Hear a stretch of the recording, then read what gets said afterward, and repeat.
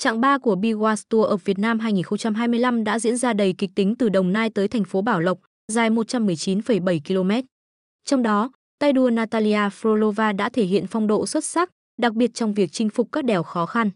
Cùng xem ai đã giành chiến thắng và đổi màu áo trong chặng đua này.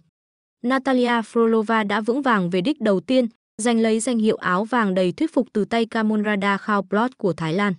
Đây là một thành quả không chỉ của cá nhân mà còn là nỗ lực của đội Bwaz Bình Dương trong suốt chặng đua. Chặng 3 không chỉ là cuộc đua về tốc độ mà còn là cuộc chiến chiến thuật đường dài. Hai đèo lớn, đèo Chuối và đèo Bảo Lộc, đã trở thành những thử thách khó nhằn cho các tay đua.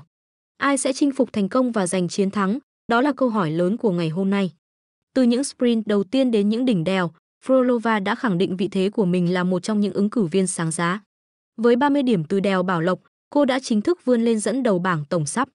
Cuộc chiến vẫn còn tiếp diễn, chặng 4 hứa hẹn đầy thử thách đang chờ đón.